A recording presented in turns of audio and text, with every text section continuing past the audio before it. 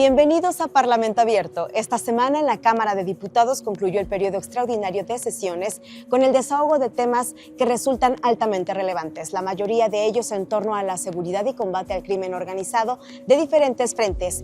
En la sesión del lunes 30 de junio, con 349 votos a favor, 38 en contra y 91 abstenciones, los diputados de Morena, del Partido del Trabajo y del Partido Verde Ecologista de México sumaron los votos para aprobar la reforma a la Ley Federal para la prevención e identificación de operaciones con recursos de procedencia ilícita y al artículo 400 bis del Código Penal Federal para combatir el lavado de dinero. En oposición, el PAN, PRI y Movimiento Ciudadano expresaron su preocupación por los riesgos en el uso de los datos personales de los ciudadanos, la participación de la Guardia Nacional y de la Secretaría de Seguridad en las labores de investigación que se convierten en hostigamiento.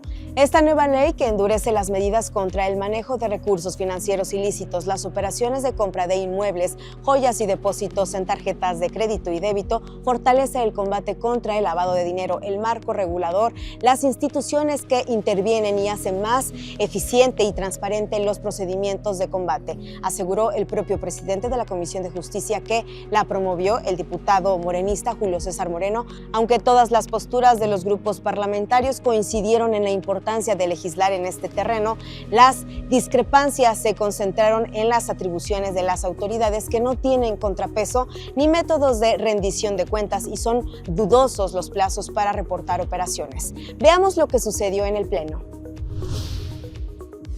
La Cámara de Diputados, en sesión extraordinaria el 30 de junio de 2025, aprobó en lo general y en lo particular la minuta que busca proteger el sistema financiero y combatir la delincuencia organizada y los recursos de procedencia ilícita.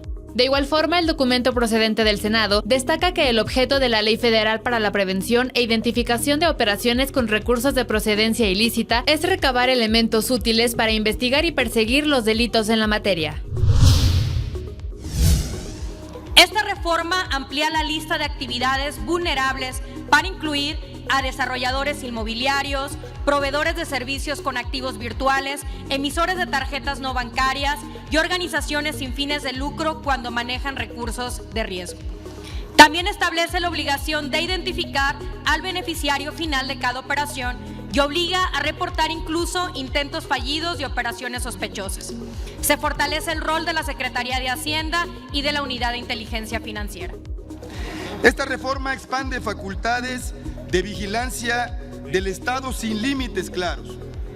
Impone obligaciones desproporcionadas a sectores que ya están regulados y pretende seguir utilizando el sistema penal mexicano como un medio de venganza política. El resultado será un marco de jurídico más punitivo, pero no más justo ni más eficaz. Esta ley no está pensada para perseguir al ciudadano común, sino para ir detrás de quienes lavan dinero producto de la violencia, el narcotráfico, de la trata, del despojo y del saqueo de la nación. Y por eso debe implementarse con respeto a los derechos, pero con total firmeza contra los verdaderos criminales. Es un hecho innegable que las organizaciones criminales dedicadas al narcotráfico, la trata de personas, la extorsión y el secuestro operan bajo una lógica empresarial perversa. Buscan maximizar sus ganancias, diversificar sus inversiones y blanquear sus capitales para integrarlos en la economía formal, obteniendo así una apariencia de legalidad, perpetuando su poder interminablemente. ¿Qué están proponiendo en resumen? Pues más intervención de Hacienda, de Seguridad Pública, de la Guardia Nacional, pero por supuesto intervención sin control judicial y sin control de ningún tipo. Pero lo más grave, lo que más nos preocupa de esta reforma es que, miren, déjenme les digo, el mayor problema de lavado de dinero en este país, sin duda y sin competencia, es el huachicol fiscal. El contrabando de combustible, las facturas falsas, la evasión fiscal. Subo a esta tribuna con la firme convicción de que esta reforma fortalece el combate contra el lavado de dinero.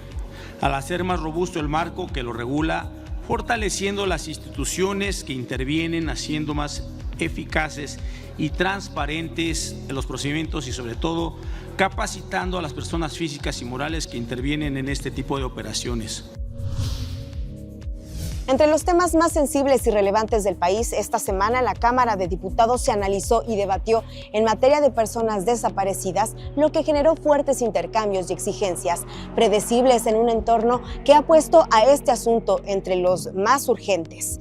El lunes 30 de junio, el Pleno de la Cámara de Diputados aprobó un paquete de reformas en materia de búsqueda, localización e identificación de personas desaparecidas que incluye el establecimiento de la CURP biométrica de los ciudadanos, la cual se convertirá en la única acreditación de identidad y deberá estar asociada a los registros en poder de autoridades y particulares.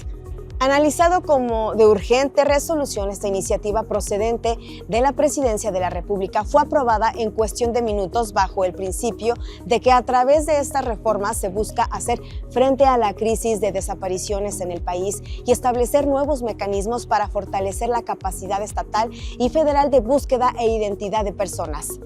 Entre los avances se ordenó la activación inmediata de una alerta para la búsqueda, localización e identificación al momento de conocerse una desaparición. La obligación de las fiscalías es contar con unidades especializadas y, por supuesto, el tema de la CURP biométrica que causó polémica.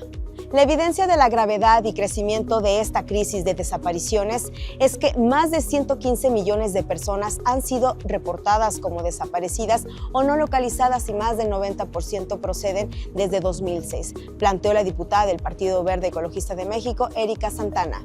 Sin embargo, en ausencia de un órgano autónomo que maneja el uso de los datos, así como la obligatoriedad de interconectar las bases con la autoridad, sin contar con candados ni reglas, se crea un sistema vulnerable a abusos, filtraciones y espionaje, aseguraron los diputados del PAN Víctor Adrián Martínez y del PRI la diputada Nadia Navarro. Un asunto que tras la votación aprobatoria dará aún mucho de qué exponer en el ámbito político y social. Veamos lo que pasó en el proceso de su análisis legislativo. En la misma sesión del lunes 30 de junio de 2025, diputadas y diputados aprobaron también la minuta que reforma, adiciona y deroga diversas disposiciones de 2 leyes generales en materia de fortalecimiento de la legislación sobre búsqueda, localización e identificación de personas desaparecidas. El documento que aprueba crear la clave única de registro de población, CURP, con datos biométricos e incorpora la plataforma única de identidad fue enviada al Ejecutivo Federal para sus efectos constitucionales. Esta reforma es paliativa, no ataca las causas estructurales de la desaparición, lo cual demuestra que el gobierno federal sigue minimizando la crisis humanitaria y de derechos humanos que significa la desaparición de personas. En lugar de atender las disposiciones de derecho internacional en la materia, de velar por los derechos de las víctimas directas e indirectas, el Estado mexicano decide tener una visión sesgada en la que incluso se siguen vulnerando derechos fundamentales. Hoy deberíamos discutir esta reforma de la mano de la sociedad civil. Hoy deberíamos de promover transformaciones integrales al sistema, junto con las madres buscadoras, junto con las instituciones de procuración y administración de justicia, junto con las instancias forenses. En su lugar, se busca votar una ley unilateral, tramposa, superflua y mentirosa. El dictamen que hoy se somete a nuestra consideración es una consecuencia del diálogo amplio, paciente y fructífero que el Gobierno de la República sostuvo a través de la Secretaría de Gobernación con una diversidad de colectivos de familiares y madres buscadoras, con organizaciones de derechos humanos y agrupaciones jurídicas. Es decir, el gobierno escuchó y atendió los reclamos presentados y hoy se reflejan las preocupaciones y propuestas de estos colectivos en el presente dictamen que muy pronto formará parte del marco legal de nuestra patria. Cada semana se suman nuevos nombres de registros, nuevas familias que inician una búsqueda. En muchos casos se vuelve interminable contener esta crisis. por la complejidad que implica enfrentarlo sin herramientas modernas, sin coordinación efectiva y sin una política de Estado firme y articulada. No podemos seguir enfrentando la tragedia de esta magnitud con estructuras del pasado. Necesitamos un nuevo enfoque, una nueva arquitectura institucional. Acción Nacional va a votar esta reforma a favor, por supuesto, pero les vamos a advertir algo: está incompleta. Está incompleta porque le faltan piezas elementales. Por ejemplo, indispensable que lo que encuentran las madres buscadoras exista en las carpetas de investigación. Son ellas las que encontraron Teuchitlán. Son ellas las que han suplido los trabajos de investigación. Son ellas las que tienen fuentes de información. Son ellas las que han padecido. Son ellas las que deberían de ser reconocidas en coadyuvancia con el Ministerio Público, como lo ha propuesto el PAN. Esta propuesta no es una mera enmienda legislativa, por el contrario, es el fruto del diálogo entre autoridades, víctimas y personas buscadoras, lo que antes nunca se hizo, que la sitúa esta iniciativa como una declaración de principios del gobierno federal para enfrentar uno de los flagelos más lacerantes de nuestro país, la desaparición de personas. Tras varias semanas de análisis, el miércoles 2 de julio, las y los diputados llevaron a tribuna la reforma a la Ley de Telecomunicaciones y Radiodifusión. Originada como iniciativa presidencial para atender principalmente la prohibición y propaganda política, ideológica o comercial de gobiernos extranjeros, transmitida en medios nacionales, con algunas excepciones como la promoción turística, cultural o deportiva. Esta reforma se enfoca además en regular el uso, aprovechamiento y explotación del espectro radioeléctrico, las redes de telecomunicaciones y la comunicación vía satélite, tema que ha generado mayor polémica entre diversos sectores por establecer como obligatoria la geolocalización de personas a través de telefonía móvil, el requisito de la CURP y datos biométricos para la contratación de servicios de telefonía. La sesión del periodo extraordinario se esperaba especialmente extenso por la complejidad y oposiciones al tema. No obstante, la suma de votos en el bloque de Morena, Partido Verde, Partido del Trabajo, y en esta ocasión la suma del Grupo Parlamentario de Movimiento Ciudadano aceleró la votación en 6 horas con un resultado de 369 votos a favor, 104 en contra y 3 abstenciones, mientras que en lo particular la votación fue de 343 votos a favor, 129 en contra. La adhesión del Grupo Naranja, señaló su líder, la diputada Ivonne Ortega, se sustentó en que la iniciativa inicial se hicieron más de 80 modificaciones y la eliminación del artículo 109 que pretendía bloquear temporalmente la operación de plataformas digitales. Aunque corta, la sesión fue intensa por las múltiples expresiones de protesta, acusaciones e inconformidades.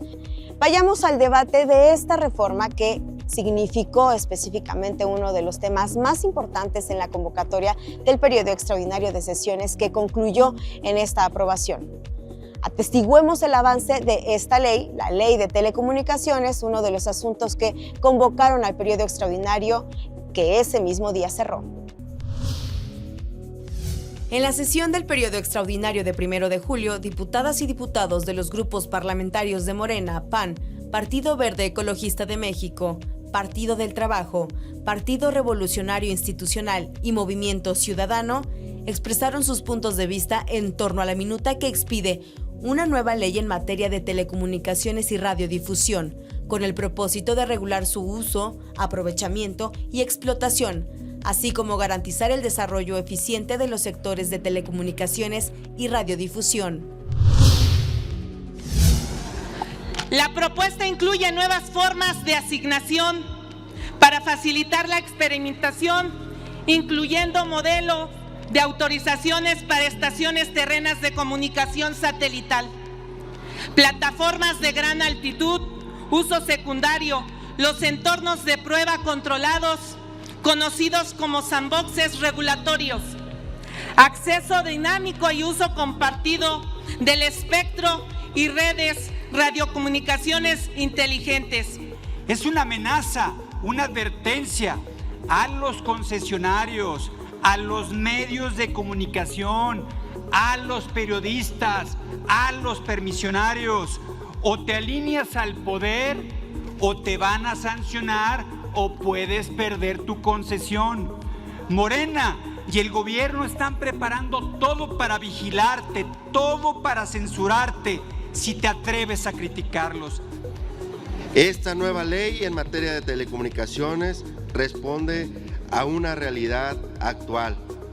En este sentido, simplifica y digitaliza los trámites, elimina duplicidades normativas y establece reglas claras que fomentan la inversión y la competencia para que cada red que no se despliega, cada trámite que se atasca, representa una brecha más en el acceso a derechos fundamentales. Repiten en su obcecación y en su extravío que existe algún tipo de censura. Hemos sido razonables, hemos buscado tener un debate de altura, pero ustedes han sido incapaces de esgrimir y articular con sustento y fundamento lo que repiten puerilmente, infantilmente desde su cretinismo parlamentario. Les hemos explicado una y otra vez en cada de los instrumentos legales que hemos aprobado cómo existen salvaguardas. Bajo el disfraz de eficiencia administrativa, han creado la CUR biométrica, con la que podrán vigilar cada movimiento, cada transacción, cada desplazamiento, como en un estado policíaco. Podrán geolocalizar a cualquier persona sin ninguna orden judicial. Compañeras y compañeros, hoy ha muerto la patria. Además, a través de artículos transitorios ocultos como el 30º, se pretende que el gobierno controle todos los números de telefonía celular. Hoy respaldamos este dictamen, como ya lo hicimos en el Senado de la República, porque es lo correcto. No porque sea una ley perfecta, porque no lo es, sino porque logramos mejorar de manera radical un proyecto que originalmente mereció el calificativo de ley censura. Lo decimos con responsabilidad. Esta nueva ley es infinitamente mejor que la iniciativa original que se presentó en abril. Y eso se logró por el trabajo técnico, por el debate serio que dio nuestra bancada naranja en el Senado. Tras varias horas de discusión, el Pleno de la Cámara de Diputados aprobó en lo general y en lo particular, y sin cambios, la minuta con proyecto de decreto que expide la ley en materia de telecomunicaciones y radiodifusión, con la que se constituye la Agenda de Transformación Digital y Telecomunicaciones y la Comisión Reguladora de Telecomunicaciones. Fue enviada al Ejecutivo Federal para sus efectos constitucionales. Posteriormente, el presidente de la Cámara de Diputados, Sergio Gutiérrez Luna, declaró formalmente terminados los trabajos correspondientes al primer periodo de sesiones extraordinarias del segundo receso del primer año de ejercicio de la 66ª legislatura, al que fue convocado por la Comisión Permanente el pasado 20 de junio. Tras el cierre del periodo extraordinario de sesiones, el primero de esta 66ª legislatura, y luego de cumplir con los temas a la agenda que convocaron a este espacio, la Cámara de Diputados regresó la parte de la Comisión Permanente del Congreso de la Unión para atender los asuntos turnados en este plazo. Como informe de lo alcanzado por las y los diputados en las sesiones del extraordinario, el presidente de la Junta de Coordinación Política, el coordinador del grupo parlamentario de Morena, el diputado Ricardo Monreal Ávila, destacó que el periodo extraordinario de sesiones de la Cámara de Diputados atendió 17 asuntos. Del 23 de junio al 2 de julio sumaron 100 horas aproximadamente de debate en tan solo 7 sesiones y se concentraron las modificaciones de 20 ordenamientos jurídicos y secundarios, además de la creación de 3 nuevas leyes. Fue una etapa intensa e importante, aseguró que el tema de la seguridad pública fue relevante, lo mismo que la modificación a ordenamientos jurídicos para fortalecer a la Guardia Nacional, la investigación y la inteligencia y la búsqueda de personas desaparecidas en el territorio nacional. También se legisló en materia de competencia económica, telecomunicaciones y radiodifusión, medioambientales, entre otras, mientras que quedaron pendientes para el periodo ordinario las reformas y adecuaciones en torno al Poder Judicial. Así lo informó el diputado Ricardo Monreal Ávila. Al retomar el trabajo de la Comisión Permanente, las y los legisladores presentaron el mismo jueves 3 de julio 6 iniciativas ante el Pleno. Plantearon incluir a la sociedad en acciones a favor de las personas con condiciones del espectro autista, sobre educación integral para el desarrollo sostenible, autotransportes de carga y crear la Comisión Bicameral de Seguridad Pública y Seguridad Interior. Además, inscribir en el muro de honor de la Cámara de Diputados la frase 700 años de México Tenochtitlan. Establecer subsidios en el pago por suministros eléctricos y reconocer a las personas electrodependientes. Sigamos la presentación de estas propuestas ante el Pleno de la Permanente. Diputadas y diputados presentaron en la sesión de la Comisión Permanente del jueves 3 de julio iniciativas en diversas materias. La diputada Dolores Padierna Luna presentó una iniciativa con proyecto de decreto para inscribir en letras de oro en el muro de honor de la Cámara de Diputados del Honorable Congreso de la Unión la frase 700 años de México Tenochtitlan. Tenochtitlan no fue solo una capital imperial, fue un centro civilizatorio que expresó una cosmovisión profundamente humana, vinculada a la tierra, al cielo y al tiempo. Fue ejemplo de organización, de redistribución social, de respeto a la naturaleza y de justicia comunitaria. El diputado José Mario Higuíñez Franco presentó 2 iniciativas, una con proyecto de decreto por el que se adiciona una fracción séptima al artículo 13 de la Ley General para la Atención y Protección a Personas con la Condición del Espectro Autista. La segunda, con proyecto de decreto por el que se adiciona diversas disposiciones de la Ley General de Salud, de la Ley de Empresa Pública del Estado, de la Comisión Federal de Electricidad y de la Ley del Sector Eléctrico.